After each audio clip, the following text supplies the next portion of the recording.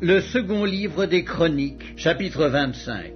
Amatzia devint roi à l'âge de 25 ans, et il régna 29 ans à Jérusalem. Sa mère s'appelait Joaddan de Jérusalem. Il fit ce qui est droit aux yeux de l'Éternel, mais avec un cœur qui n'était pas entièrement dévoué. Lorsque la royauté fut affermie entre ses mains, il fit périr ses serviteurs qui avaient tué le roi son père. Mais il ne fit pas mourir leur fils, car il agit selon ce qui est écrit dans la loi, dans le livre de Moïse, où l'Éternel donne ce commandement: on ne fera point mourir les pères pour les enfants, et l'on ne fera point mourir les enfants pour les pères, mais on fera mourir chacun pour son péché. Amatzia rassembla les hommes de Juda et les plaça d'après les maisons paternelles, les chefs de milliers et les chefs de centaines, pour tout Juda et Benjamin. Il en fit le dénombrement depuis l'âge de 20 ans et au-dessus, et il trouva 300 000 hommes d'élite en état de porter les armes, maniant la lance et le bouclier. Il prit encore à sa solde dans Israël 100 000 vaillants hommes pour 100 talents d'argent. Un homme de Dieu vint auprès de lui et dit: Ô roi, qu'une armée d'Israël ne marche point avec toi, car l'Éternel n'est pas avec Israël, avec tous ses fils d'Éphraïm. Si tu vas avec eux, quand même tu ferais au combat des actes de vaillance, Dieu te fera tomber devant l'ennemi, car Dieu a le pouvoir d'aider et de faire tomber. Amatzia dit à l'homme de Dieu: et comment agir à l'égard des 100 talents que j'ai donnés à la troupe d'Israël? L'homme de Dieu répondit: l'Éternel peut te donner bien plus que cela. Alors Amatzia sépara la troupe qui lui était venue d'Éphraïm, afin que ces gens retournassent chez eux. Mais ils furent très irrités contre Juda, et ils s'en allèrent chez eux avec une ardente colère. Amatzia prit courage et conduisit son peuple.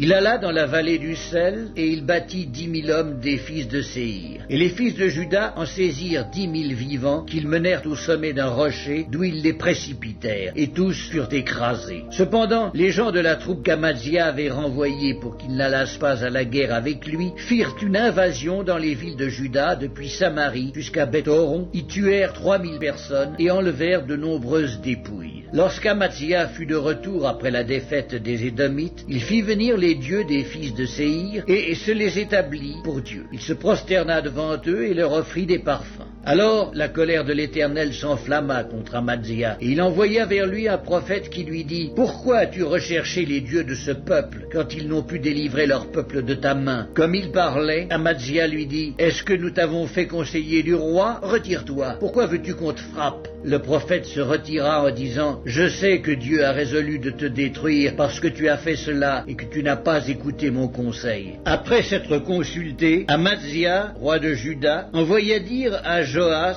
fils de Joachaz, fils de Jéhu, roi d'Israël: viens, voyons-nous en face. Et Joas, roi d'Israël, fit dire à Amatzia, roi de Juda: l'épine du Liban envoya dire au cèdre du Liban: donne ta fille pour femme à mon fils. Et les bêtes sauvages qui sont au Liban passèrent et foulèrent l'épine. Tu as battu les Édomites, penses-tu, et ton cœur s'élève pour te glorifier. Reste maintenant chez toi. Pourquoi t'engager dans une malheureuse entreprise qui amènerait ta ruine et celle de Juda? Mais Amatzia ne l'écouta pas, car Dieu avait résolu de les livrer entre les mains de l'ennemi, parce qu'ils avaient recherché les dieux d'Édom. Et Joas, roi d'Israël, monta, et ils se virent en face, lui et Amatzia, roi de Juda, à Beth-Shemesh, qui est à Juda. Juda fut battu par Israël, et chacun s'enfuit dans sa tente. Joas, roi d'Israël, prit à Beth-Shemesh Amatzia, roi de Juda, fils de Joas, fils de Joachaz. Il l'emmena à Jérusalem, et il fit une brèche de 400 coudées dans la muraille de Jérusalem, depuis la porte d'Éphraïm jusqu'à la porte de l'angle. Il prit tout l'or et l'argent et tous les vases qui se trouvaient dans la maison de Dieu, chez Obed-Édom, et les trésors de la maison du roi. Il prit aussi des otages, et il retourna à Samarie. Amatzia, fils de Joas, roi de Juda, vécut 15 ans après la mort de Joas, fils de Joachaz, roi d'Israël. Le reste des actions d'Amatzia, les premières et les dernières, cela n'est-il pas écrit dans le livre des rois de Juda et d'Israël? Depuis qu'Amatzia se fut détourné de l'Éternel, il se forma contre lui une conspiration à Jérusalem, et il s'enfuit à Lachis. Mais on le poursuivit à Lachis, et on le fit mourir. On le transporta sur des chevaux, et on l'enterra avec ses pères dans la ville de Juda.